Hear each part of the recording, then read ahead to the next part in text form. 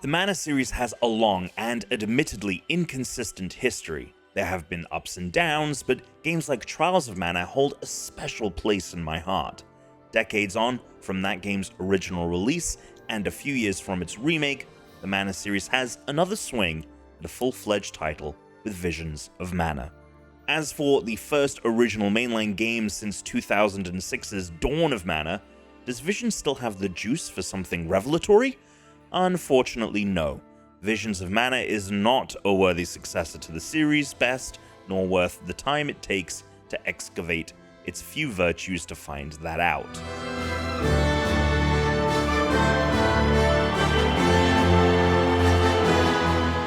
Like many of the games in the Mana series, Visions takes place in a new world with similar touchstones to previous titles.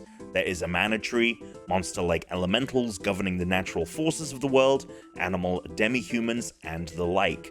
In Visions' world, however, these forces are constantly waning and require the sacrifice of 7 souls every 4 years to the mana tree. It is considered an honor to be chosen to die for the mana tree, and the vast majority of characters treat it as such, including the entire main cast, who make a point to never think too hard about it. Visions of Mana is about going on a journey with some of the least introspective characters that have ever been written into a story. The cast never thinks long-term about their own fates, or the men, women, and children that have been sacrificed before them or will be sacrificed after. A traditional story about breaking the cycle and pondering their destinies just never comes, leaving the main cast feel like poorly written caricatures that are barely involved in their own narrative. Every single time I thought that Visions of Mana's story was going to be a layer deeper than what appeared on the surface, I was gut-punched by its aggressive refusal to take the next step. Small moments where characters could be built beyond plasticine marionettes fall flat on their face and are often never referenced again. Vision's story, without spoilers, strikes me as an alternate universe Bravely Default, wherein the game does not attempt to be subversive and instead plays deception as benevolence. I held on to a deep hope that even if Visions of Mana's story were disappointing, the gameplay would be compelling enough to act as a saving grace.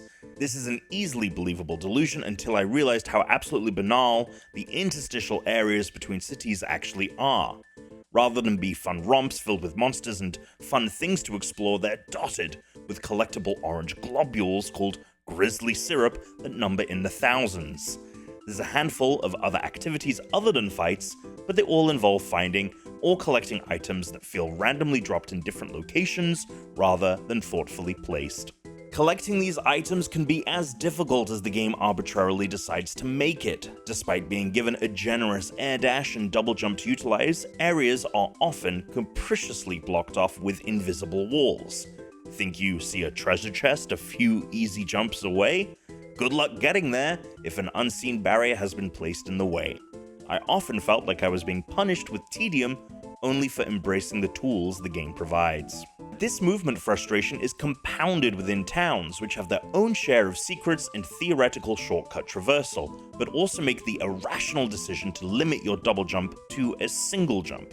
I do not understand this choice. No one is being harmed by your character jumping more often, and it makes walking around towns have the sensation of walking through sludge.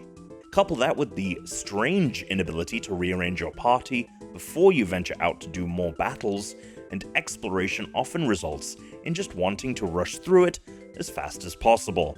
Bugs are not especially uncommon either. The game crashed more than once, enemies sometimes fell through the ground and required running from battle with no rewards to fix. For that matter, running from battle accidentally in the course of battle, and immediately re-entering it with all the enemies at full health, happened occasionally, especially in tighter areas near the end.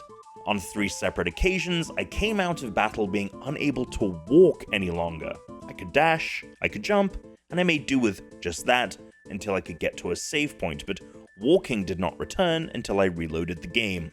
The side quests in the game are unimaginative at best. More often than not, they boil down to beating a certain number of specific enemies or defeating certain enemies somewhere else. They are not retroactive, which might have made them more tolerable.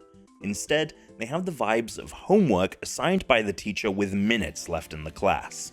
It would be unsurprising if most players just stopped doing them as a whole by the end of the game, because they truly never improve to become anything compelling. As action RPGs, it would be easy to assume the Mana series' most redeeming feature would be its battles, but Visions of Mana manages to somehow prove that wrong. Battles are often quite fun early on, but at some point take a hard right into frustrating difficulty. As more and stronger enemies crowd the party, Visions becomes less like intermingling systems of reactions and strategy, and more a hanging question of, what the hell is knocking me down now?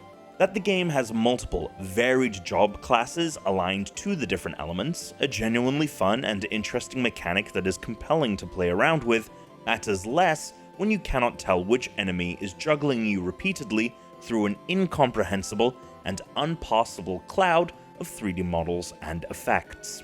Boss fights are mostly determined by elemental weaknesses, which are usually easy to guess by realizing you are in a wood dungeon and thus likely to fight a wood boss.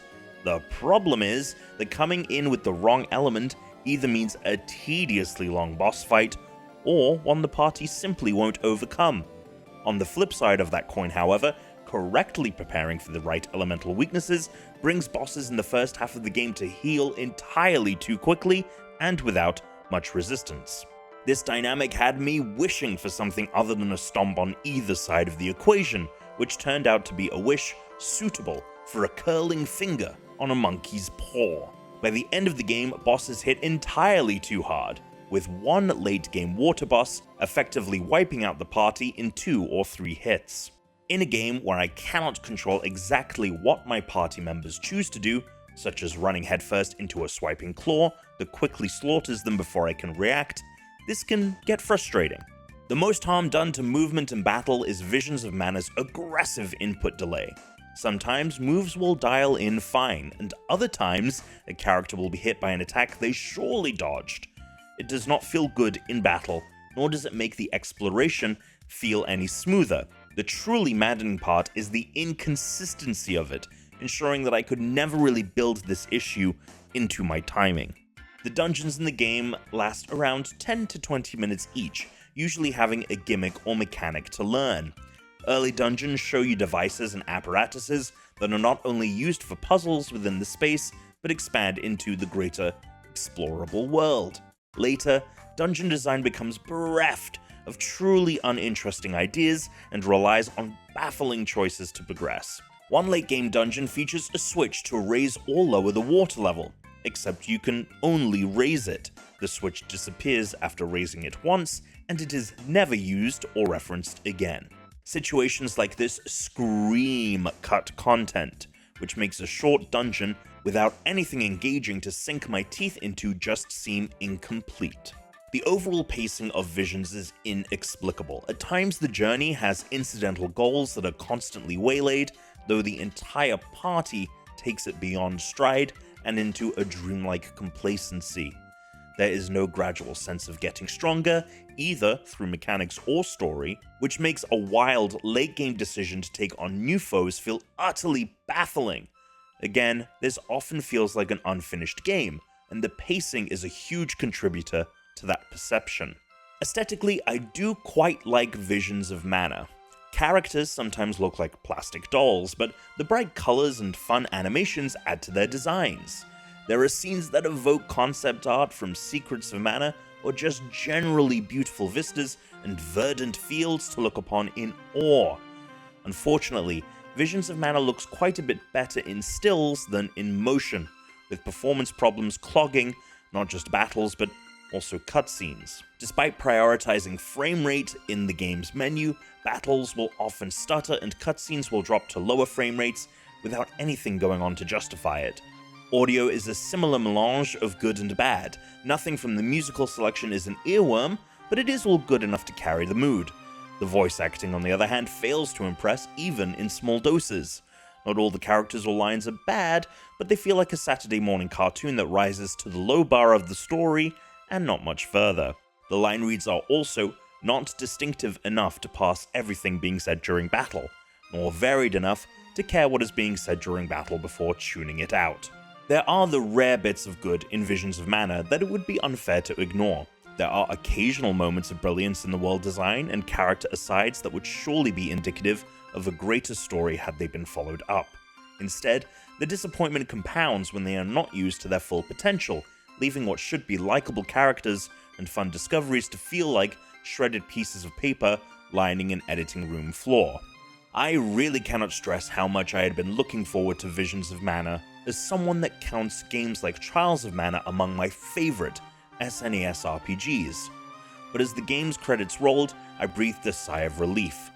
It was not just that the game was over, but that I no longer had to wonder whether it would turn itself around and make good on the dormant quality it never had the courage to reach up and grasp. Visions of Mana, after the credits, no longer had the capacity to disappoint me further. There is a game here for someone willing to lower their standards enough, but trust me when I say there are hundreds of RPGs that are better for you to spend your time on. You do not need to waste it searching for a few nuggets buried here.